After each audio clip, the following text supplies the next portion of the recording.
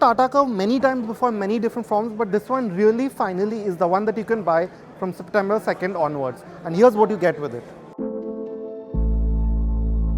Now from the front, it's really quite similar to the Nexon EV. Not much has really changed. Of course, you get this openable flap from the Punch that has come here, which the Nexon EV does not have. And just like that, you get this frunk. It's an 11-liter space, so maybe you can store your charging cable. We don't really know. It's still too small to be of any use otherwise, but it's there. Now, of course, the DRL signature, you've seen it also doubles up as a charging indicator. So all those functions are there. And like the Nexon EV, there's that differentiator. You have these panels, these etched panels to differentiate from the more sort of outward look of the ICE.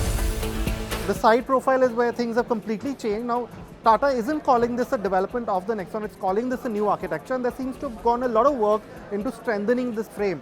And Tata Motors says that there will be more products coming from it, but the Curvv EV and the IC are the first products that have actually come. So there are some differences. Now you'll notice the tires, they're really chunky, 255 with 18 inches, so you have that really chunky look to it. And this is the design specific to the EV, this flat, more air-efficient design. Now you have these mirrors, you've seen them in pretty much every Tata car with a 360-degree cameras fitted right onto it, and this being an accessorized version, you have some of these bits here like this here and this sort of enhancement over here, but these are accessories and you will have to buy them separately. But yeah, this is the big new addition. This is the flush door handle. Now this is usually illuminated like you just saw, and I can just open it and pull it like this. I don't know how easy it is to use in the real world, that we'll see in our review that comes soon. Now ground clearance is 180 mm, again pretty decent for an EV. But Tata Motors says that it has 450 mm of wading depth, which should be useful, especially considering it's the monsoon. So you know how the streets get flooded, that will be useful. And there have been some changes made to the dynamics too with this heavily revised architecture. So the center of gravity is actually gone down by 60 mm, so that should mean better handling. Now of course you've seen this before, we've done walkarounds on the Curvv before. So you have this sort of slight double bubble to the roof and this heavily raked windscreen which gives it that coupe shape, and this really quite exaggerated full width lighting with this depth here. It really makes the car stand out. It's got a big boot. But here's one more feature, that flush door handle was one.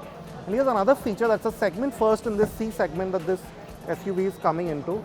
It's this power tailgate function. Now you will see that you get a 500-liter boot that's quite sizable. And you also get a 60-40 split function which increases this up to 973 liters. So practicality, even though this is an EV and a coupe, has not been hampered all that much. Now you have some amenities here, a few hooks to store your stuff, and this small socket which is pretty useful. It's for the charging port, a sort of backup switch for the charging port, and of course the subwoofer for the 9-speaker JBL audio, and some hidden storage here as well. Now I'll quickly take you through the charging options and the powertrain.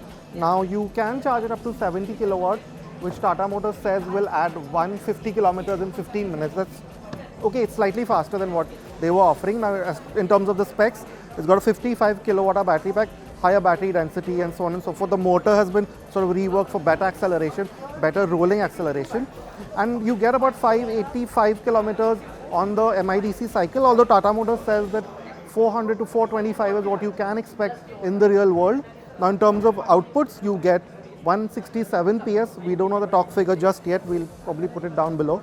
And it'll do 0 to 100 in 8.6 seconds and go up to a 160 km per hour top speed. Now, as you can see, the dashboard itself very similar to the Nexon EV. A very similar color scheme. This section is different. It's got a nicer textured feel to it. This ridge feels really nice.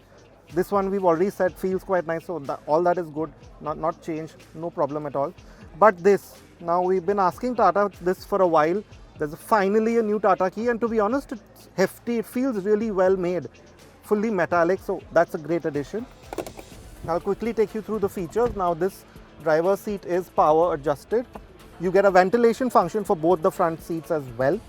Of course, these two screens, this 12.3-inch one and this driver instrument cluster, has all the features that it already had, the PM 2.5 filter, the IRA app with the added features including that charge app, aggregator, the JBL sound modes, all of those things, the navigation which comes even here, the 360-degree cameras, all of those are there. Similarly, you have the drive mode functions here, this panel for the touch controls. So none of that has actually changed from the Nexon EV.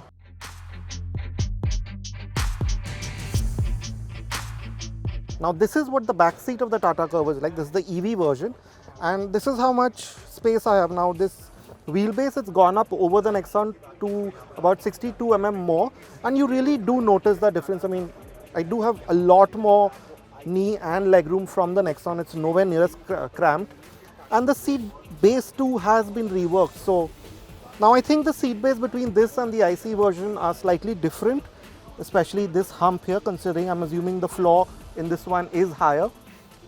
So, but still, I mean, whatever they've done, you can see that I have a good deal of underside support, unlike many EVs, which is a great positive. And yeah, like I said, the space is really not much of an issue. Now, there are quite a few new features here too, this panoramic sunroof being one of them. It's not the largest, but it's there. And you also get mood lighting around it. Now, the door cards themselves, not very different from the Nexon. Yeah, you have the same 9-speaker JBL audio system, the same 45-watt charging, rear AC vents. But a new touch is the reclining seat function, and you also get a center armrest here.